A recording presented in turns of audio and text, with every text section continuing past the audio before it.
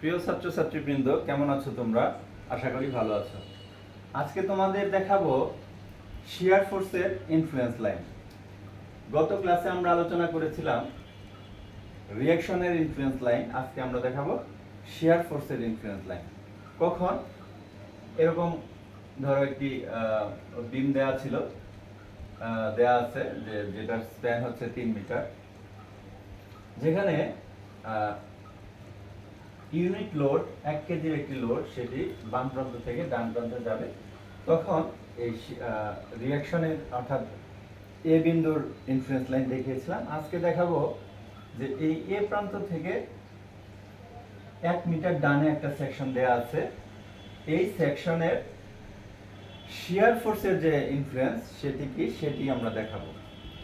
এখন দেখো যে এখানে কিন্তু একটা ড্রয়িং আমি করে রেখেছি তোমাদের বোঝার সুবিধার্থে।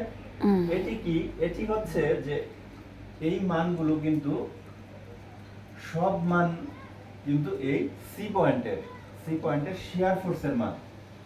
বিভিন্ন সময় এই লোডটা যখন এখান থেকে এই প্রান্তে গেছে তখনকার ভিন্ন ভিন্ন রূপ হচ্ছে এই ডায়াগ্রাম।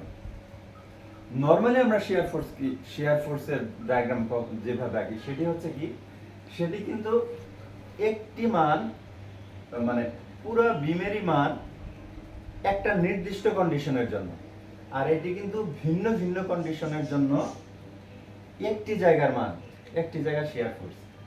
আশা করি তোমরা বুঝতে পেরেছো। এখন আমি দেখাবো যে এই মানটা কিভাবে আসলো। এটা হচ্ছে যে ধরো 5টা 10টা এরকম অনেকগুলো শিয়ার ফোর্সের ড্রয়িং এর মার্জ করা একটা বিষয়, সম্মিলিত রূপ এটা, সেটি আমি দেখাবো। ধরো এই বিমটি যদি আমি এখানে অঙ্কন করি, তাহলে ধরো এইখানে একটা সেকশন আমাকে বলা আছে, এটা হচ্ছে যার নাম সি সেকশন। এটা এ বিন্দু হলে এটা বি বিন্দু, আর এটা 1 মিটার, এটা 2 মিটার, আর সম্পূর্ণটা হচ্ছে 3 মিটার।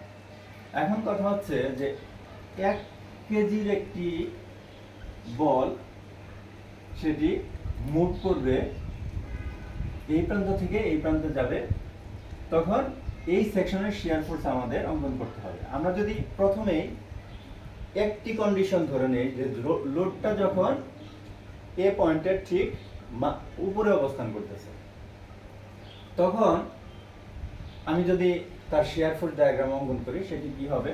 প্রথমে এখানে যেহেতু লোডটা তার রিঅ্যাকশন সম্পূর্ণ আর এ নিবে, সম্পূর্ণ এ বিন্দু নিবে। তো এখন শিয়ার ফোর্স ডায়াগ্রাম অঙ্কন করলে কি হবে, প্রথমে ধরো এই রিঅ্যাকশনটা উঠলো 1 কেজি, তারপর আবার একইভাবে নেমে যাবে।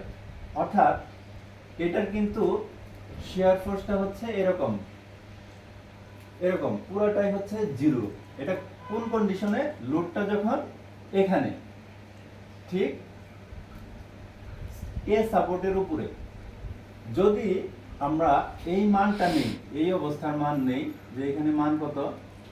0, তাহলে দেখো যে এখানে কিন্তু আমরা 0 দিয়ে শুরু করেছি। কেন 0 দিয়ে শুরু করলাম তার ব্যাখ্যা হচ্ছে এটা, যে লোড এখানে থাকা অবস্থায় এই শিয়ার ফোর্সের মান হচ্ছে 0। এখন যদি তোমরা আগে যেটা করেছো যে একটা সেকশনের লেফটে অথবা রাইটে নিতে হয়, যদি আমরা সি সেকশনের ঠিক লেফটে একটা অবস্থান নেই, একটা কল্পনা করি, তাহলে কি হবে? তাহলে হবে যে ধরো লোডটা ঠিক এখান থেকে সে এই পর্যন্ত আসছে। আমরা এখানে কিন্তু ধরো 100টা ড্রয়িং করব না, আমরা ধরো মিনিমাম 5টা ড্রয়িং করব বোঝার জন্য। তারপরে তুমি আর 5টা ড্রয়িং এর প্রয়োজন হবে না, সরাসরি তুমি এখানে চলে যাবে। আমরা বোঝার জন্য ধরো 5টা ড্রয়িং শিয়ার ফোর্স ডায়াগ্রাম অঙ্কন করতেছি। ধরো লোডটা হচ্ছে এখান থেকে এখানে অবস্থান করতেছে, তাহলে তার শিয়ার ফোর্সের ডায়াগ্রাম কি হবে? সেটি হবে এরকম। প্রথমে এর রিঅ্যাকশন হবে, যেহেতু লোডটা এখানে যাবে, রিঅ্যাকশন এই লোডটা ভাগ হবে, এ বিন্দু কিছু নেবে, ডি সাপোর্ট কিছু নেবে। তাহলে দেখো যে এই শেয়ার ফোর্সটা প্রথমে উঠলো আপওয়ার্ড, তারপর এখানে যাবে, তারপর এই ইউনিট লোড 1 কেজির একটা লোড সেটা নামবে, তারপর লোড নাই সে কিন্তু এইভাবে যাবে। এখন আমাদের যে সেকশনটা রয়েছে সি সেকশনে যদি আমি দেখি তাহলে এই প্রান্তে মান কত, ধরো মান যাই আসুক এটা হচ্ছে নেগেটিভ, তাহলে কিন্তু এখানে নেগেটিভ সেটা আমরা একটা মান দেখালাম যে ধরো 0.25 কিংবা 0.30 এরকম হবে। এই শেয়ার ফোর্সটা সম্ভবত শেয়ার ফোর্স ডায়াগ্রাম সম্ভবত তোমরা বুঝতে পেরেছো। এটা যদি বুঝতে না পারো তাহলে কিন্তু এখানে কিছুই বুঝতে পারবে না। তো এখন হচ্ছে আমরা যদি এই ইউনিট লোডটা ধরে নিলাম যে ঠিক লেফটে ছিল, এখন সে মুভ করে ঠিক রাইটে এসেছে, তাহলে কি হবে? এই অবস্থার শেয়ার ফোর্স ডায়াগ্রামটা কি হবে? সেটি হবে এরকম, প্রথমে হচ্ছে আপওয়ার্ড, এই সাপোর্টের রিঅ্যাকশন আপওয়ার্ড, তারপরে সে এইভাবে যাবে, তারপরে এইভাবে নামবে, তারপর লোড নেই এইভাবে যাবে। তো এখন দেখো সি সেকশন যদি আমি চিন্তা করি যে 1 মিটার দূরত্বে তার অবস্থান কি, তার মান কত, সেটি হচ্ছে দেখো এটা কিন্তু পজিটিভ, তো সেজন্য এখানে পজিটিভ মান চলে আসে। এটা মান কত সেটা তোমরা এই এসএফডি অঙ্কন করে তোমরা দেখবা এই রিঅ্যাকশন কত, এটা তো তোমরা গত ক্লাসে পড়েছো, এর আগে পড়েছো, এটা তোমরা মান বের করে দেখবা যে এটা আসে পজিটিভ। তাহলে এখানে পজিটিভ, অর্থাৎ একই পয়েন্টে ধরো আমি লেফটে নিলাম রাইটে নিলাম। এখন কথা হচ্ছে যদি আমি লোডটা এখানে নেই, ধরো এখানে ঠিক এখানে নিলাম, তাহলে এর শেয়ার ফোর্স ডায়াগ্রামটা কি হবে? সেটি হবে এরকম, প্রথমে আপওয়ার্ড, এই সাপোর্টের রিঅ্যাকশন, তারপরে এইভাবে যাবে, তারপরে এইভাবে যাবে, তারপরে এইভাবে যাবে।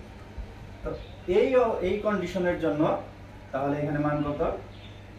পজিটিভ। সেখানে দেখো এখানে পজিটিভ। তো এইভাবে এক সময় সেটা জিরো হবে। কিভাবে হবে? ধরো লোডটা যখন এখানে, তখন কি হবে? এর রিঅ্যাকশন জিরো, এর যদি এসএফডি আকারে তাহলে কি হবে? এর রিঅ্যাকশন জিরো, এটা যাবে জিরো বরাবর যাবে, শেষে গিয়ে সে নামবে 1 কেজি, আবার 1 কেজি উঠবে, অর্থাৎ এটা হবে পুরোটাই জিরো। এই সেকশনে কত? সি, আমাদের দরকার হচ্ছে সি সেকশনের মান কত? 0। তো এখানে কিন্তু 0। তো এই হচ্ছে আমার influence line diagram of point C সেকশনের ইনফ্লুয়েন্স লাইন ডায়াগ্রাম, যেটা আমি আগেই বলেছিলাম যে এটা হচ্ছে একটা 5টি 10টি শেয়ার ফোর্স ডায়াগ্রামের সম্মিলিত একটা রূপ। এটা মার্চ করলে যা হবে সেটা হবে এরকম। এটা কিভাবে আসলো? এইভাবে আসলো। আশা করি তোমরা বুঝতে পেরেছো। এরপরে ক্লাসে আমি দেখাবো বেন্ডিং মোমেন্ট ডায়াগ্রামের ইনফ্লুয়েন্স লাইন।